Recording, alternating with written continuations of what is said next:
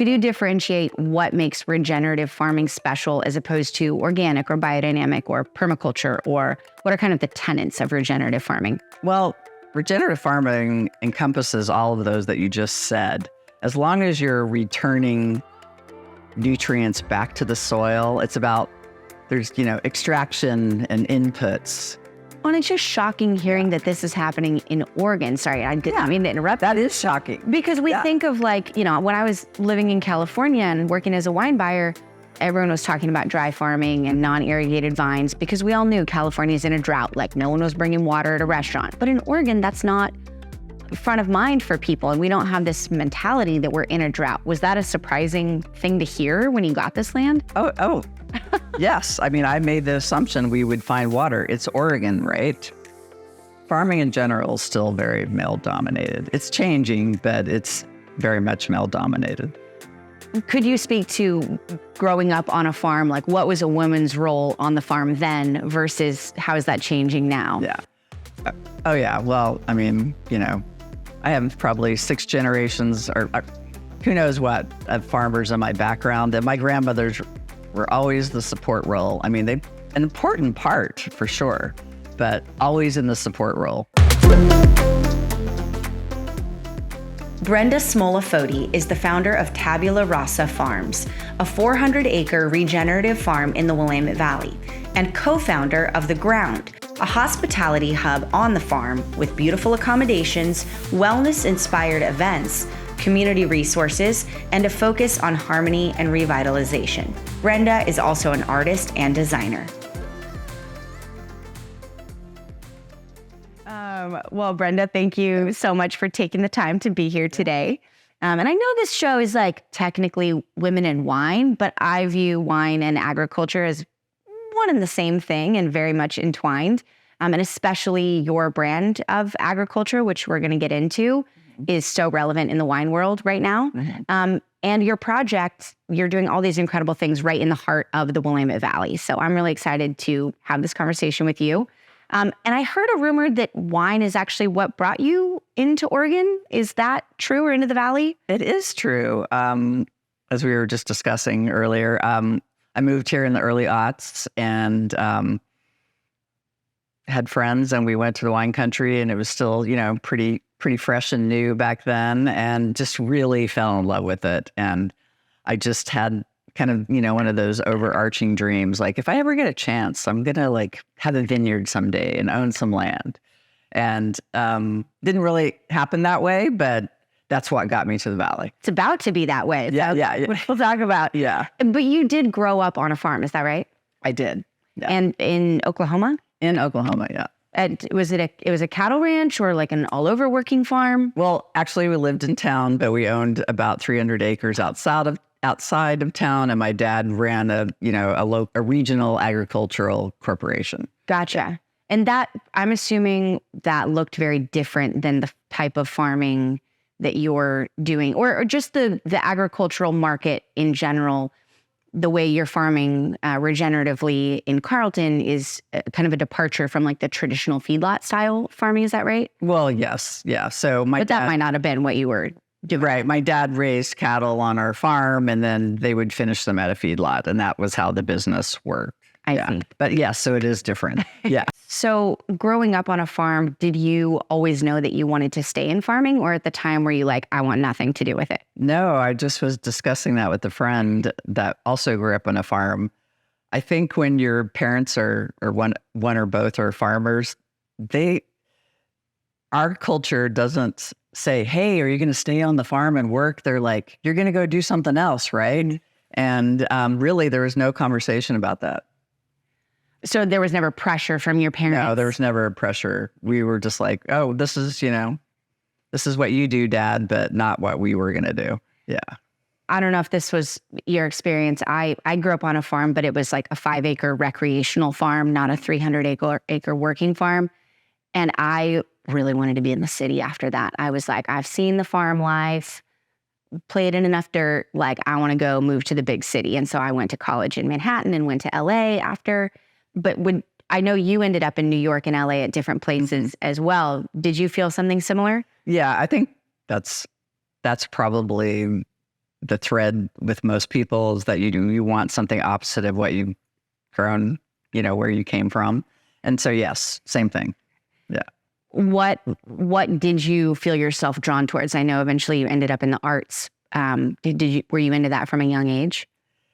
Yes, I was kind of always had a talent for art, and that's sort of what steered me into advertising and marketing when I went to college. I wanted, something art adjacent, but in a business, Yeah.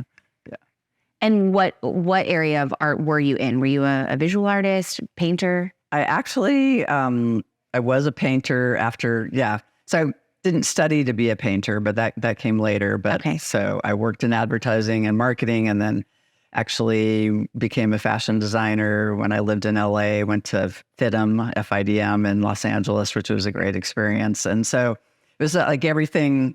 And then finally I got a chance to be a full-time painter. In LA? Well, actually I wasn't a painter. Started painting classes in LA, and then I became a full-time painter when I moved to New York. I can only imagine what being a full-time painter in New York in like the late 90s or 90s or something Late like 90s, that. yeah. That was probably a fun time to be there, right? It was. I lived on, the end of Long Island, and there's a lot of art and artists that live on the island, and there's actually a really cool art school there that I went to. And so, my mentor he's a semi-famous artist in Long Island. Yeah. And at what point did you think, I missed the farm? Or was it on this trip to Oregon where you were drinking wine? And like, what was that transition back to farm life like? Right. So my partner at the time and I owned a 120-year-old Victorian farmhouse that was originally on a farm. And something about that place really got into my blood. Like it had an old rickety barn and a couple of other outbuildings. And I think it really sparked something in me. And I suddenly, one day, I had a garden there, and I was just like, I want to own more land. And then that thought just kind of over time, I started working my way to Oregon eventually. And that's kind of when it all happened. Yeah. Do you find parallels between the creative process as you had been working with it in fashion design and painting carry through to your outlook on farming? Or was it like you stopped that part of your life and started this different approach? Well, I actually have shared with my farm crew, we all come from different backgrounds, and everything from being in advertising, fashion design, being an artist has played a part in what I do now. And I really love using those tools that I learned then. And it's cool what we all bring to the table, because farming is about finding solutions most of the time. Problem solving, Yes. creative problem solving. Yeah, creative problem solving. Do you feel like there's like an artistry or like that, whatever itch that gets scratched through painting on a canvas? Do you find that like working with nature or working with the farm itself as well? Yes, I do. A lot. Cool. Shifting gears a little bit. So when you made the decision to come back to Oregon, did you know that you were going to take a different outlook on farming than was the common ground that you were seeing in terms of like this focus on regenerative farming? Yes. When I decided I was actually going to start my farm, I knew it had to be different than how I grew up. I mean, that was we all have our things that we want to do in life and our approaches, but having actually worked in a feedlot and seen how that works, I definitely wanted to do something different. Was that mainly from just the way animals were treated, but also what was going on with the planet, like all of it? All of it. Yeah. Yeah, the planet, caring for the environment has always been I've been very passionate about. And I also am very passionate about where my food comes from. And, you put those two things together, and if you have the opportunity and you want to be a farmer, it's a great way to make an impact. For audience who has not heard of regenerative farming, or maybe has heard the word but doesn't know exactly what it is, could you differentiate what makes regenerative farming special as opposed to organic or biodynamic or permaculture, or what are kind of the tenets of regenerative farming? Well, regenerative farming encompasses all of those that you just said. As long as you're returning nutrients back to the soil, there's, extraction and inputs. So conventional farming, I would call more extractive in nature. And regenerative farming is, you may be getting outputs from that farm, but you're putting those outputs, what's left of them, back into the farm. So like we practice multi-species rotational grazing, which is a big, kind of phrase, but it's like many different animals that travel across the land in rotations. So you create diversity, rotation, and rest. And so all the animals are doing what they are doing. They're eating grass. They're sending it back out. Sending it back out. And all those nutrients go back into the land. And so that's part of the regenerative cycle, is that you're being conscious of the extraction, and then the inputs are getting back into the land. So you could be a biodynamic farmer, or you could be really into permaculture, and it's all kind of under that umbrella. It is. How did you develop I guess what first, you knew you wanted to do something different, but was there something to do with water that really kind of like pushed you down this path? Is that what I'm hearing? There was a lot to do with water. When I bought my first 23 acres, I made the assumption that, got the little playbook. It was a piece of raw land. So that was quite the experience. And so, I went down the path. Was like, okay, after you buy the piece of land, was like, it didn't have a well, which I wasn't smart enough to know that would have been a good thing. So it's like, oh, you drill a well. And I drilled a well, didn't find any water, and was like, well, try again. And then we tried again. And then we tried the fourth time. And then I kind of like, look, okay, that was a lot of money and a lot of time. I need to take a break and reassess what is happening here. And I finally just started visiting my land almost every day and walking it. And I did some reading, and I kind of listened to what my well guy had to say about how to find water. And I found a way to find water, and I found 1.5 gallons. We drilled in the spot that I identified, and we found 1.5 gallons a minute, which, Is that good or bad? It was good, but it's really not enough to have a full household, much less have a farm or a vineyard. Forget about it. You're not doing anything with that. So that was one of the hardest lessons of starting my farm. I hesitate in that because it really actually held me back from starting my farm. I was just building a home at that point. I was building my artist studio. And so that lesson really stuck with me. And there were a lot of little things that happened, big things that happened. And I learned I had to collect water from my roof, found out about that. And so I created some water resiliency. And I need to stop there for a second. Your question was? Oh, well, my question was just, how did that encounter, the adventure of the water, lead you to think like there must be different ways to farm this land? Yeah. Okay. So I guess there's a lot to that story. So I was just trying to break it down a little bit. Well, it really held me back from any of those dreams. I actually had to deal with like how to ration water. I mean, I went to Portland one weekend, and unbeknownst to me, a toilet was running, and I ran through all my water. So I had these reservoirs, 700 gallons of water in less than 48 hours, which makes total sense to me now. But then I'm like, oh my God, what am I going to do here? I'm one person. I have 3 dogs, a studio. How will I ever make this land be fruitful? Well, it's just shocking hearing that this is happening in Oregon. Sorry, I didn't mean to interrupt. That is shocking. Because we think of like, when I was living in California and working as a wine buyer, everyone was talking about dry farming and non-irrigated vines because we all knew California is in a drought. Like no one was bringing water at a restaurant. But in Oregon, that's not front of mind for people. And we don't have this mentality that we're in a drought. Was that a surprising thing to hear when you got this land? Oh. Yes. I mean, I made the assumption we would find water. It's Oregon, right?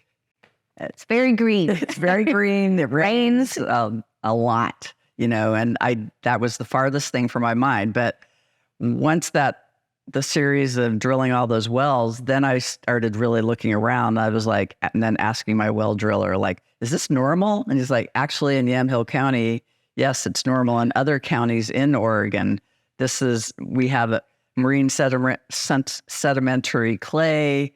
There's water is there, but it's so far deep in the ground that we can't get to it sometimes.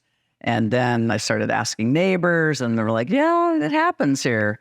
And, it's a regular thing for people to run out of water in August in certain parts of our county. So how did you ultimately solve the problem on your farm? Did you outsource to get guidance on like regenerative solutions to a problem like this? Well, a little bit two parts. So again, I hadn't started my farm yet. So once I had that experience with the toilet, I was like, there's got to be other ways. And I found out about collecting rainwater from your roof, which you're allowed to do in Oregon. It can't touch the ground. You can catch it off your roof.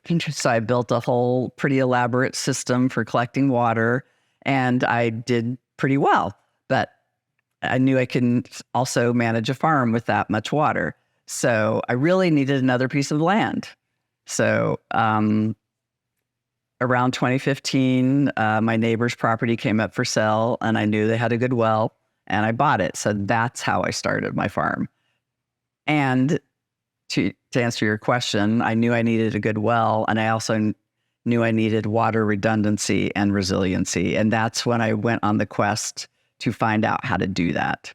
And that's when I found the work of Sepp Holzer. And that's, I read Sepp's book, and I was like, saw him on YouTube. He's a, crusty German, they call him the rebel farmer. And I was like, you think I can get Sepp here? And I'm like, did a little research, and they're like, it's really difficult. He doesn't speak any English. And then I found his only American mentee, and his name is Zachary Weiss, who's now a good friend of mine. And he came out, and he had a company still does, called Elemental Ecosystems. And it's about creating water infrastructure or water retention permaculture, which includes ponds, swells, hugel beds, all sorts of things. And so that's the journey of the starting my farm and being able to have water resiliency. And so that's a methodology that any farmer in Oregon or California could implement these techniques, whether it's for vineyards or agricultural. There's certain things you can do as the farmer to the land to help it provide for itself. You can do it anywhere. They work all over the world. Yeah. And can you give examples of like, what are some of those techniques? Like, is it just building a pond? Is that a big thing that someone could do to help the land? A reservoir is your biggest tool in the toolbox, but it also depends on your land. We are lucky in Yamhill County that we have clay soils that hold water. Like if you lived in a region where it was sandy, they have to do other things to build ponds. But really, it's about the whole philosophy of water retention permaculture is putting water back in the ground. So you're actually supporting those aquifers. I mean, it takes time. But once you get water in the land, you create the whole microbiome of your native region starts changing. Well, and it sounds like that's exactly what the ideology of regenerative is that you're putting, whether it's through nutrients or in biodynamics, they'll use the silica horns, the manure and the sprays, but you're putting back into the land. Yeah, you're giving back what, we get rain, but we're creating a place. I mean, Mother Nature did this on its own before. We've kind of reshaped, our planet quite a bit. So really, Zach's work and many others with water retention permaculture is reshaping the land to create receptacles for water to hold and go back in the ground. Have you, this is probably a divisive question, but just because this is a podcast about women, like in wine with biodynamics, women have kind of not led the way, but there's a lot of women who are jumping on board with biodynamics. Mm-hmm. And of course, it got a lot of pushback at the beginning, and now everyone's jumping on board. Right. But in my mind, like biodynamics does have a lot of like inherently feminine aspects to it. And I think like there's a great book called, I think it's called Women Hold Up the Sky. It's about how when you invest in women, they reinvest in communities statistically. And I'm wondering if your experience in regenerative farming, have you seen women go that direction more easily than men? Or is it still a very male-dominated industry, farming in general? Farming in general is still very male-dominated. It's changing, but it's very much male-dominated. Could you speak to growing up on a farm? Like, what was a woman's role on the farm then versus how is that changing now? Yeah. Oh, yeah. Well, I mean, I have probably 6 generations or who knows what of farmers in my background. And my grandmothers were always the support role. I mean, an important part for sure, but always in the support role. Meaning like cooking and cleaning. Cooking, cleaning, driving trucks, grain trucks, the whole thing. I do really want to shout out to my dad, who's no longer with us, but like he really did. He had 4 girls, and we all got to do a lot of things, some of which we weren't so crazy about, but like there was no, gender, like you're a girl, you can't do this. He was like, no, go do it. So we all kind of believe that, I love it. I think you'd be pretty proud of what my farm has accomplished so far. Yeah. Yeah. There's a region in northern Italy, Barolo. Yeah. And they got famous for the Barolo boys. Yeah. It was all these young men, and they joke now that there's like this curse that they all had daughters only. Yeah. And one of the winemakers there, this lovely girl, she was like, now we are the Barolo beaches. Yeah. I love that. But she said it really caused this, and I'm not saying this was the case with your father, but like by nature, they had no one else to pass it to. And so they trained the girls up. Yeah. And ironically, a lot of these girls now in Barolo have shifted towards biodynamic farming. That's great. I love that. Do you see other women in the field doing what you're doing, or has it felt a little lonely? A little lonely where I'm at, but they're definitely across the United States are lots more women doing this. And so, it's great to go to conventions and things to meet up with them. But yeah, it's every region's a little different, but more and more are coming up. And in fact, I just until 6 months ago, I was still running the farm and just hired a woman livestock manager that I'm really happy about. Avery, shout out to you. Amazing. Yeah. Have you, I think of farming as really hard work, like hard physical work. And you're also running like this bigger picture enterprise. We'll get to the ground in a minute, but what has it been like? Did you really want to be like boots on the ground? Because I just know from running a restaurant, like you can't work service and like work on the business at the same time every day. And so do you feel like you found the balance of like being involved, but also being the bigger picture? Now I have. It was really important for me to be boots on the ground. That was a saying that when I would give farm tours, when I first started my farm, was like, I wanted to be boots on the ground. And I think it's really important, and I'm sure you can relate to it too. You have to know all this. You kind of have to know. To be able to do everyone's job. Yeah, you have to be able to do everyone's job and know it, like the back of your hand, because to pass that job off or to teach someone how to do it, you have to know the ins and outs of it. So yes, to answer your question. How did you learn at the beginning? I know you had this guy, Zach, kind of teaching you with the water, but were you just really curious about how else you could implement regenerative farming when it came to the livestock, when it came to the produce? Oh yeah. I did a lot of, I had my, background growing up on a farm or ranch, but that was a long time ago. So I really took a time to study. Like I used about 2 years. I went to OSU farm school. I went to every regenerative farm thing that I could. I read for 2 years. I studied Salatin and Savory and Andre Wasson. Wow. I did my homework. Which I feel like is also a very admirable thing and not a distinctly female thing, but like often, there's, I think women statistically often feel underqualified for jobs, and whereas maybe men are more confident to be like hired for something that they think they can get hired for regardless. And whereas we usually think like, oh, I really need to make that extra effort to know what I'm doing.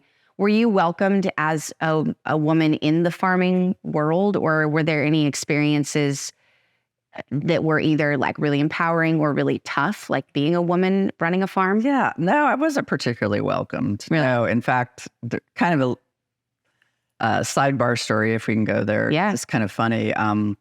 When I bought that property, I'm not really sure what was happening, but the neighbors just were like, a single woman building a house. And I've learned a few things. Like I probably should have done that old-fashioned thing where you go and take them cookies or do something, but I didn't do that. And I just was like, I'm doing my thing. I'm going to build this house. And then when I started putting in these water infrastructures and ponds, and I wasn't living on the property then, but the neighbors who I'd met by then decided to find out what I was doing. And instead of calling and asking me, they actually got into an ATV and kind of hijacked Zach and his crew, like came up on him felt like, they could have been caring, I don't know, but that was the energy.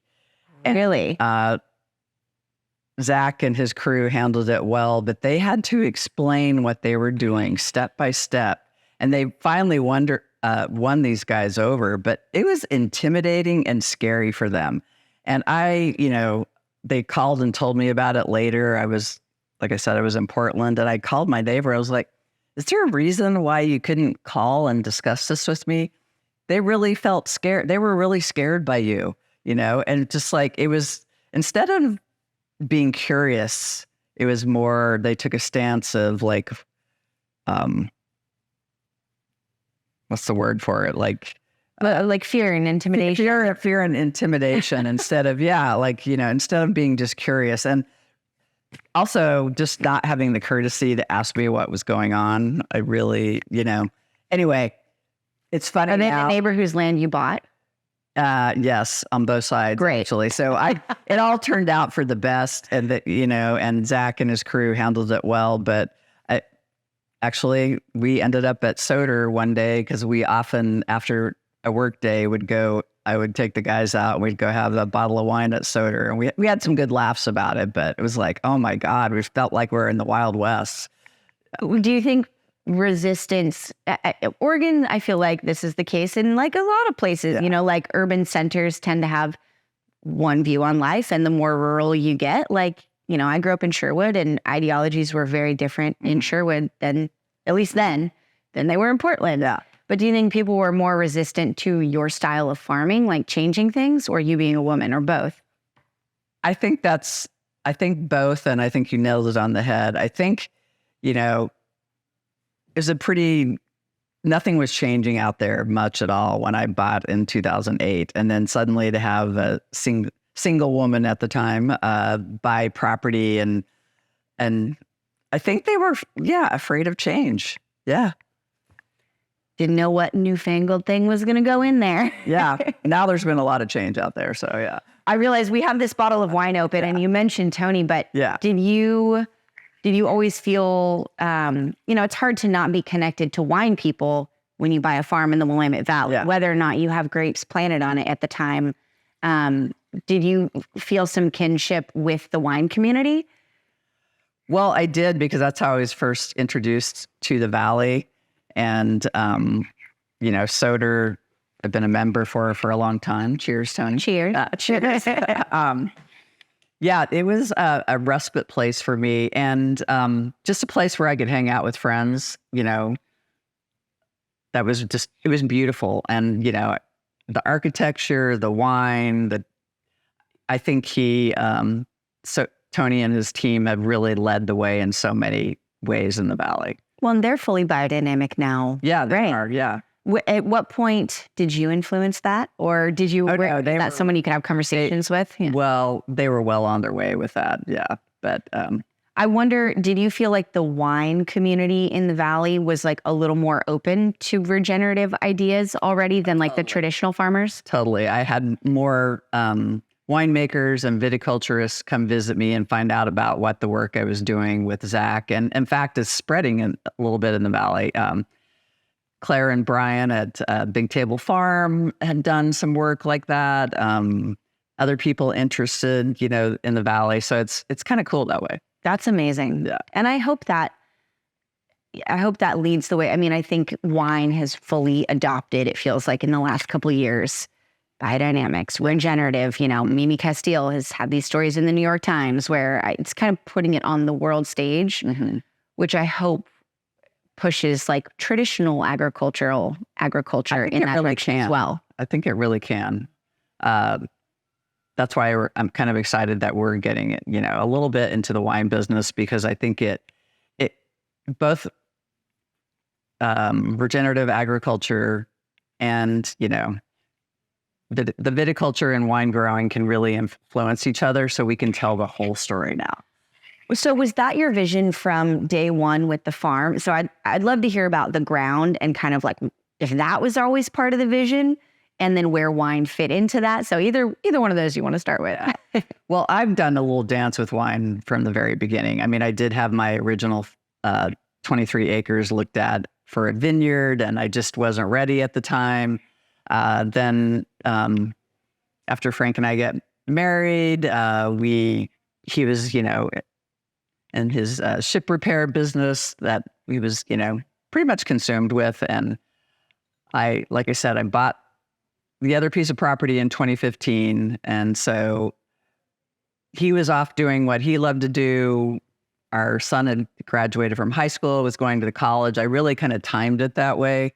And so I was like, I could really devote my time to the farm. So, and by the time I got animals in 2017, we were living apart, and we would see each other on weekends. And again, he was, fully immersed in his business, and I was fully immersed in the farm. And we were both, doing what we loved and then connecting. And then he ended up selling his business in 2019. And he was really kind of betwixt and between on what his next move was. And Frank's passion, besides his business, was creating culture. And he really got into a thing called conscious leadership. And one thing led to another. He ended up living on the farm for a while with me, and we, through a lot of discussion and ups and downs, just on where he wanted to focus his time, we decided to stay in the valley, and we ended up buying some more land, and where he could create more of what he was looking for. And it also kind of fit in really well because I'd studied a lot, and, small to medium-sized farms have a really tough time. 100%. Being economically sustainable. And Joel Salatin's a big leader on this. Agritourism has to be part of the picture. And, as Frank and I discussed this, I was like, well, it wasn't this smooth, by the way, Kelsey. There were a lot of ups and downs, but we both finally realized that his dream of having kind of a leadership retreat or a place to stay or a place to explore the countryside could really fit in with some of the farm and the agritourism. And we finally made that work. And so, investigating having a farm-to-table restaurant, having an inn, doing, all those dreams kind of came to fruition. Had your original vision for the farm been like a little more traditional in the sense of like, oh, we're going to sell wholesale to distributors or restaurants or CSA boxes? Yes, it was a lot more traditional. So it was a heavy lift for me to kind of like, oh, we're going to have the public, right in the middle of the farm, and we're going to be doing this. And so that was hard for me. That welcoming in this whole other world of hospitality, kind of. Yeah, I mean, now that I'm in it, I'm fine. But the thought of that, because I think part of me with my farm really wanted to be, my artist self. Like I was used to working alone and being in a studio by myself, and I was, really being intimate with nature, and so I had to expand, to include. And now I really understand how important people are to the equation. I know that sounds kind of weird, but when you're an introvert like me, sometimes you need to have your own space. Yeah. Well, and I'm sure you could speak to like the farming, the food chain in America being so messed up right now. Yeah. In the sense that like people are not, farmers are not getting paid a fair wage. Like food is mass produced, it's manipulated, it's cheap. The money is not going into it's going into the pockets of large corporations as opposed to small farmers. And can you look to a culture in the world, or are you emulating a model of someone you think is doing it right? Well, I mean, I think Italy does it really right. I mean, the agritourism business there, I mean, it's their lifestyle. It really is. I think in their own unique ways. I mean, Joel Salatin does it a little bit differently, but he does. You know, even Blackberry Farm has a very, you know, high aesthetic. That's a version of what is that here? It's in Tennessee. Oh, okay. I'm not familiar. To look it up. Yeah. Sarah, are there any other examples? Yeah. Well, because, you know, it's interesting you say agriturismo, because I haven't spent that much time in Italy, but I have, you know, just from the wine side of things, like often you go to visit a winery and instead of having like a big grand tasting room that's just for the sake of people coming in and paying $30 for a flight of wine, which there's nothing wrong with that. It is a thing where it's a working B&B. Right. And they have a restaurant there, and they have the garden that's sourcing for the restaurant. And of course, the vineyard is there. Right. And it is much more holistic. And I would love to see that happen more and more. Well, so would I. I don't really want to get into the nitty gritty of it, but it's hard to do in Oregon. From like a zoning and permitting perspective? Zoning and permitting. Yeah. They don't, kind of that concept of how we viewed agriculture in the 50s and 60s is really kind of, that's, you know, a lot of the laws were made then. So the laws really haven't expanded. And I think consumers want it, but, you know, the laws haven't evolved enough to keep up with the demand. Well, even the requirements for a commercial kitchen on the restaurant side of things. Yeah. It's not like the average person can just open up their home and feed someone legally here. Right. I mean, and a lot of those laws are for the good, don't get me wrong. But like, I do think that, I think it's really important to talk about, you know, even viticulture too, like small farms that include viticulture or not, that we have a chance to sell directly to the public and do different things that, you know, create a healthy foundation economically, because the way our system that you were speaking of is set up, it doesn't really allow a small or medium-sized farmer to take advantage of those same financial economics that a large-scale farmer has. So what do you see as the solution to that? The solution, I think, comes from us, the consumers, because if we vote with our dollars, and that when we go to farmers markets or farm to table restaurants or anything direct farm that you can, as much as you can. I know it's harder for some people, but when you vote with your dollars, you really can make a difference. And I think setting the way with what you're doing there, because you have a farm. So tell us what the ground is as it stands now. It's this big, beautiful working farm. What else? Just so geographically, first of all, it's about 500 acres now, which if you think about, I started with 23, that's pretty cool. So the ground encompasses not only a farm campus, is what we like to call it, but also we have, you know, our restaurant in McMinnville, we have an event center called Stillwater. So, and then we have Source Farms, which is right outside of between Yamhill and Carlton. So that's the whole kind of big picture of it, but includes Tabula Rasa, which I kind of call the estate farm. Mm-hmm. The ground campus, which is in the ground, our headquarters. We have also another building called Grounded Body that has our tennis court, pickleball court, which was already there, by the way. It was like from the 70s, an old tennis court. And you offer like yoga and meditation there and stuff like that? We offer meditation. We don't have a regular program of yoga yet, but we hope to. Amazing. Yeah. So it really is like a one-stop shop, and it's very community oriented. It is. Yeah, we're all about community. We've worked really hard to get to know our neighbors and fellow farmers and fellow business people. And it is, that's at the core of what we do. I know love is like a key term that we see in a lot of your, in every concept. It's like .love, or it's in your different phrases. What's the phrase at Humble Spirit? What is there something that says love? Food with heart. Okay. Food with heart. Heart, love, and just the fact that you have meditation, and I'm assuming this is related to Frank's love of conscious leadership. Like, could you talk about that ideology? That's my husband. He's Has he got you on board with it? yeah. Well, I mean, I'm the introvert. He's the extrovert. So he's the love guy. We were actually I did a podcast earlier today, but kind of funny. So he's the culture, the love guy. I'm the agro person. I'm the farmer. But I mean, yeah, that is part of the whole thing, and it really is. It's the golden thread that runs through all of this, because you have to have love to make it all work, right?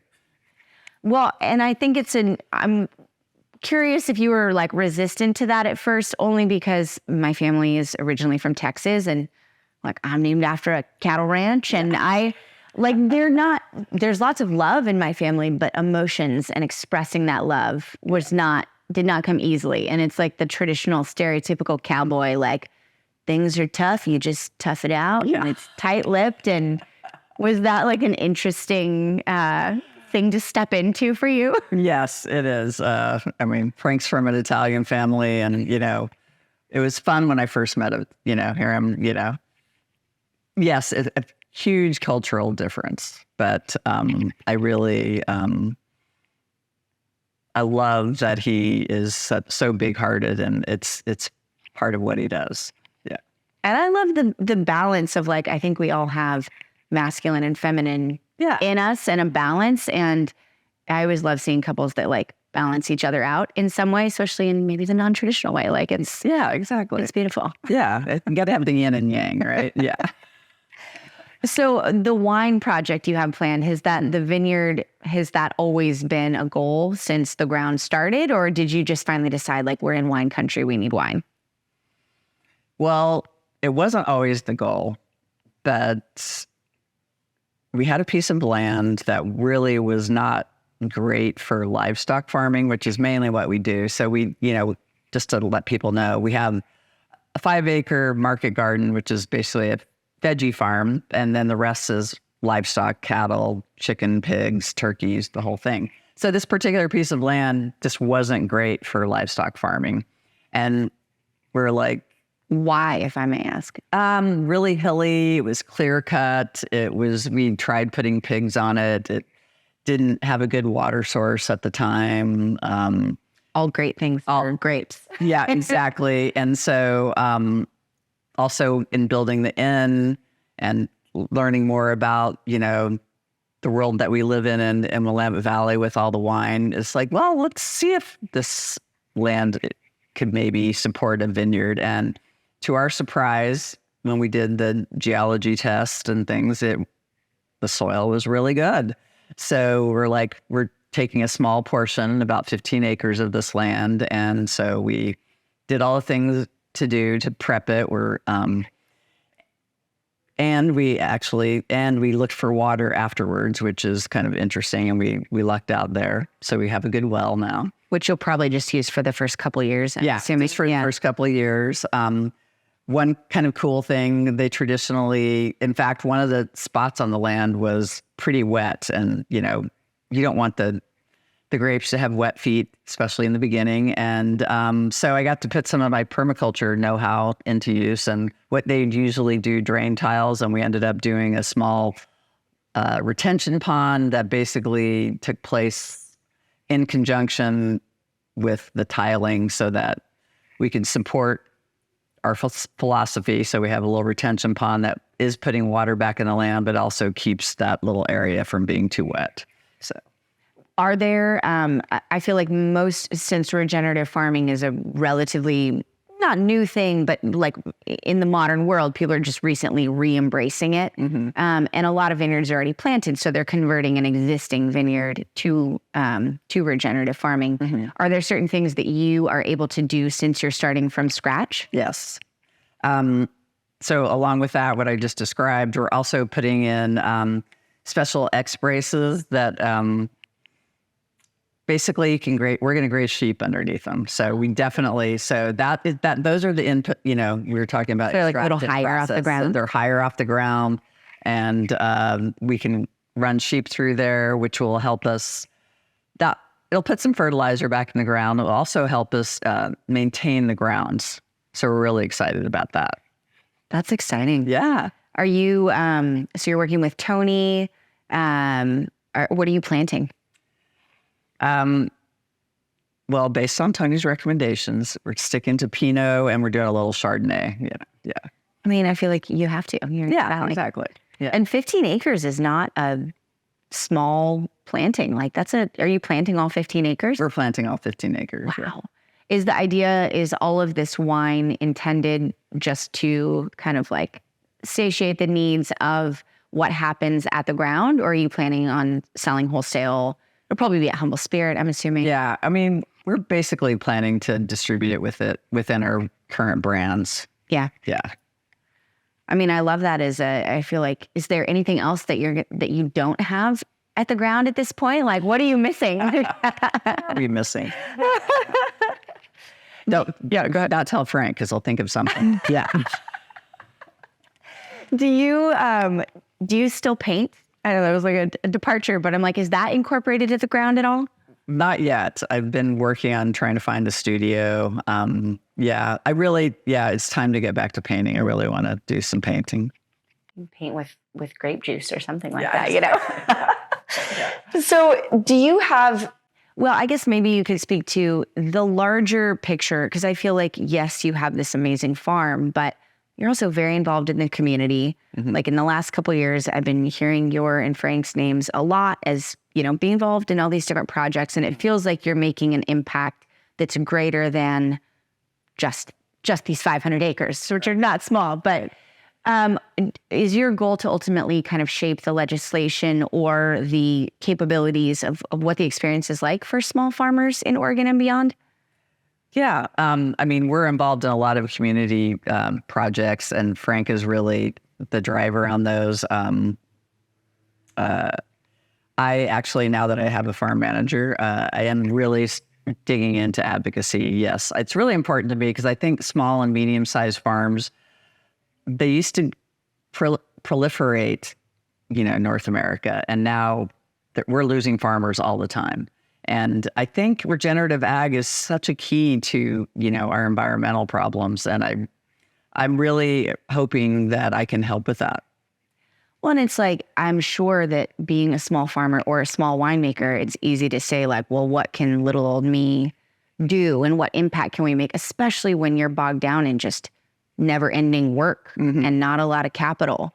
So I love hearing that someone is like advocating with big ideas to create some kind of whatever it is, a network or a set of laws. Yeah, I mean, there's people out. A lot of networks out there, and there are a lot of great local people that are in them too. I'm just one of many. So, yeah. How can the average person get involved with what you're doing at the ground or just support? You mean to participate or? I guess participate and support. I mean, whether it's, do they book a farm visit? Do they come eat at Humble Spirit? All of those things. We like to say, like, any door you're comfortable entering, we'd like, do you want to come pet some donkeys on a farm tour? Do you want to go shop at Source Farms? Do you want to eat healthy farm-to-table food? Come to Humble Spirit. Do you want to have your wedding at Stillwater? Or do you want to, book out in the ground for a retreat? We're really trying, there's so many opportunities, especially in Yamhill County, for people. It's so beautiful. So we want people to have that experience wherever they're comfortable. Like, do you want to take a hike in the forest? Do you, where are you? What kind of experience are you looking for?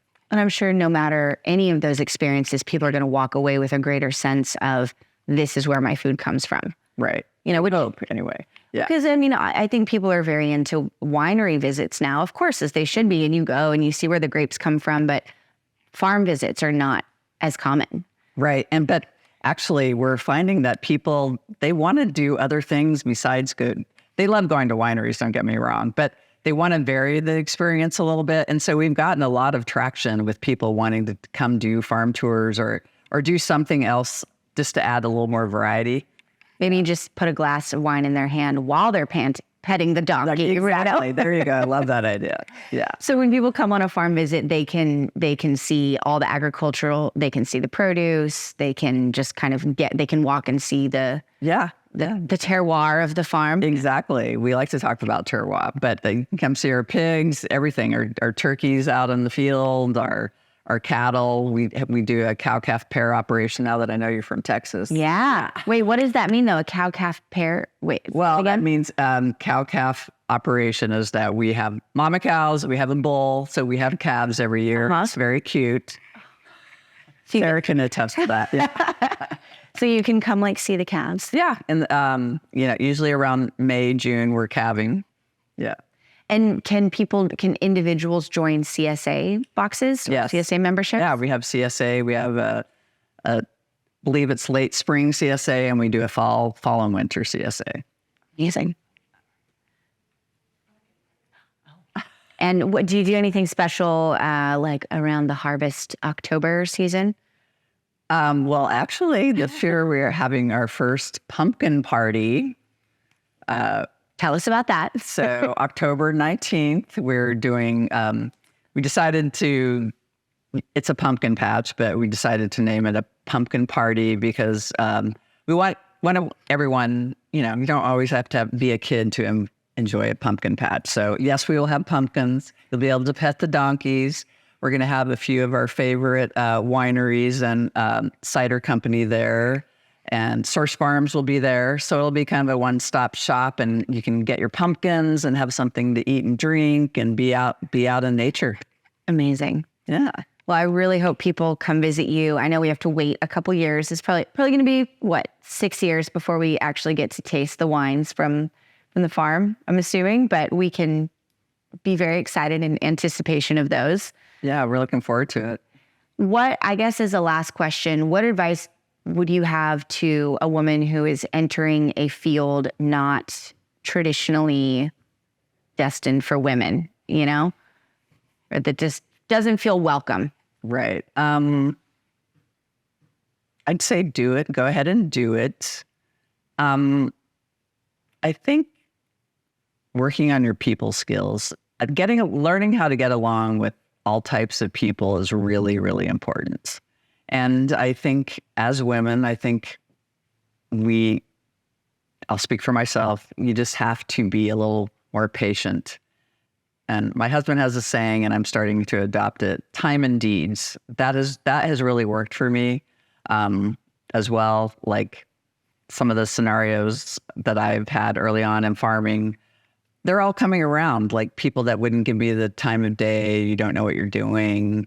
Now, I've been in the business now for 7+ years, and they know I've been there, and I'm steadfast, and I'm committed to what I'm doing. And so I think people really just have to, give yourself time. So don't be quick to judge. Time and deeds. And time and deeds being prove it with the amount of time that you have committed to it and what you do, like actions. When people see what you do, it changes things. Yeah, I love that. Because I know, I think maybe men get the immediate respect up front, and it's like the world we live in, it's like you just got to be patient a little bit as a woman. You do. Yeah, exactly. Well, I love that. And I'm so excited for everything you're doing out there. Thank you so much for taking the time to share your wisdom and your experience with us. And I hope everyone comes out to visit Tabula Rasa and the ground. And what are the Instagram handles, and how can people follow you? First, the ground, Tabula Rasa Farms, Source Farms, Humble Spirit. Okay. All the things. Okay. Well, thank you so much. Yeah. Thank you, Tony, for supplying the wine. Cheers. Cheers. Thanks, Kelsey.